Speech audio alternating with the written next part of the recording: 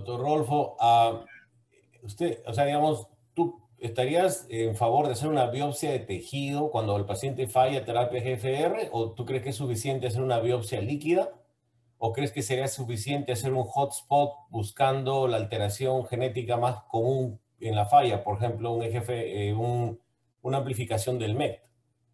Bueno, a ver, idealmente diríamos que con una biopsia líquida sería suficiente para poder encontrar en la mayoría de los pacientes, hay algún porcentaje muy mínimo de pacientes que puede no tener o que puede no liberar en el torrente sanguíneo una cantidad adecuada de DNA, pero en general con una biopsia líquida sería adecuado. ¿Qué pasa? Hay que también la respuesta se puede adecuar a la realidad de cada uno, ¿no? De cada lugar donde uno vive y de cada paciente específicamente. En el caso de que hubiera tumor disponible para una biopsia y no se contara con una tecnología de biopsia líquida como primera opción, sería una opción también válida una biopsia de tejido. Obviamente, cualquiera de las dos, sea de tejido o sea biopsia líquida, es importante que hagamos un panel que cubra un número importante de mutaciones para no hacer una single determination, una determinación única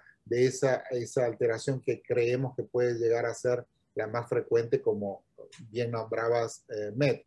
Entonces, el hecho de poder tener un panel que cubra un número importante de mutaciones nos va a dar información no solo de ese clon del mecanismo de resistencia, sino también un poco de cuántas otras conmutaciones pueden tener un impacto. Para que nos entienda la gente, cuando nosotros buscamos un driver, es como ir en un autobús. Tenemos un conductor, que es el que va a dirigir el tumor, digamos, la progresión del tumor, y hay algunos pasajeros que van en ese autobús que pueden impactar si se comportan mal, digamos, o los que hacen lío en el autobús, pueden impactar contra ese conductor y hacer que la respuesta a algunos fármacos se vea o disminuida o que tengamos que tener una atención especial para ese paciente porque puede llegar a tener una disminución de la respuesta.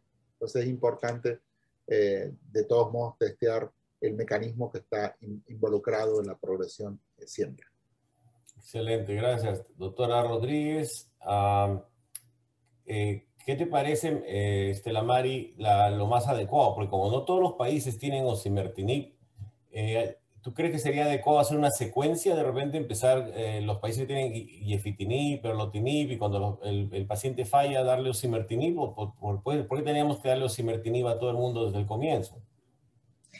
Bueno, tenemos un estudio que estudió esa comparación entre erlotinib y osimertinib y sí vimos que había más prevención de progresión cerebral. O sea que si tenemos acceso a esas medicinas, especialmente si son pacientes jóvenes que queremos prevenir progresión en el cerebro.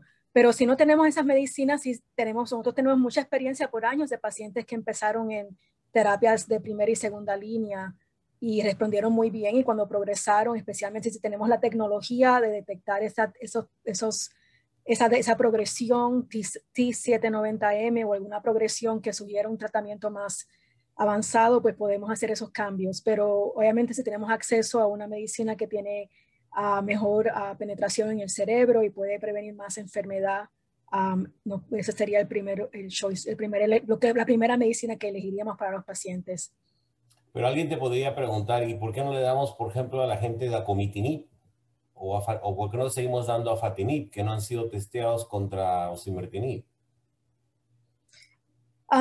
Bueno, yo pienso que tenemos data que estas medicinas también tienen efecto en el cerebro, así que si tú me preguntas en un mundo donde tenemos acceso a todas las medicinas, estamos entendiendo quizás algunos subgrupos que van a ser mejor, pero para hasta ahora, basado en la data que tenemos, todavía yo preferiría osimertinib. Excelente. Y para el doctor Edgardo Santos, todos nosotros somos miembros de la Sociedad Internacional de Cáncer de Pulmón, ISLC, y sabemos que lo que pasa en el hemisferio occidental no es pues lo que pasa en todo el mundo, ¿no? Entonces, alguien podría decir, bueno, nosotros no contamos con osimertinib, pero ¿qué pasaría? ¿Por qué no le damos a la gente erlotinib con Avastin, bevacizumab, o por qué no le damos a la gente erlotinib con quimo? ¿Qué es lo que les podrías contestar? Estás mute. Sí, gracias Luis, disculpa. Sí, no, excelente, estoy de acuerdo con todo lo que se ha dicho hasta el momento y muy buen punto de Estela Mari Rodríguez. Si me vamos a ir fuera de los Estados Unidos, en donde tenemos todas las opciones disponibles, incluyendo la combinación que tú acabas de mencionar, erlotinib más bevacizumab, que es un agente antiangiogénico que inhibe la producción de vasos sanguíneos, también la tenemos aquí en Estados Unidos. Si nos vamos fuera de los Estados Unidos, definitivamente que hay muchos estudios que han sido reportados, como bien dijo la doctora Estela Mari Rodríguez, de que medicinas como dacomitinib, afatinib, que son de segunda generación, pueden ponernos en un buen estado en cuanto a la eficacia de estas drogas. Si vemos lo que ha pasado entre la generación, segunda generación y la tercera generación de estos inhibidores, si vemos qué es lo que ha pasado con ciertos tipos de mutaciones como la EGFR19, el exón 19, todos tienen una sobrevida media arriba de los 30 meses, ¿ok? Y si vamos un poquito más profundo, y es un tema que se ha venido tocando últimamente, que si hay diferencia entre entre las mismas mutaciones dentro del gen EGFR, que son muchas, pero las más comunes son la mutación del exón 19 y la otra del exón 21, una específicamente llamada 858, vemos que si tomamos todo el global de todos los TIC que hay, dacomitinib, ¿ok? Y fue reportado en nuestro congreso ahora el pasado enero, dacomitinib en primera línea tiene la mejor sobrevida media para esta población, inclusive por arriba de un inhibidor de la tercera generación. Pero, como bien dijo la doctora Estela Mari Rodríguez y también el doctor Cardona, depende del paciente, cómo ese paciente se presenta. Y estos son pacientes que de inicio, doctor Raez, no tienen enfermedad cerebral, porque si ya tienen enfermedad cerebral ya hay un hándicap para el paciente y entonces tenemos que empezar con algo más fuerte que tiene mejor penetración cerebral, como sería el osimertinib. Mencionaste también la combinación de estos agentes con bevacizumab, por ejemplo. Eso está aprobado en otras latitudes, se podría hacer y tiene una gran respuesta en cuanto a la sobrevida libre de enfermedad.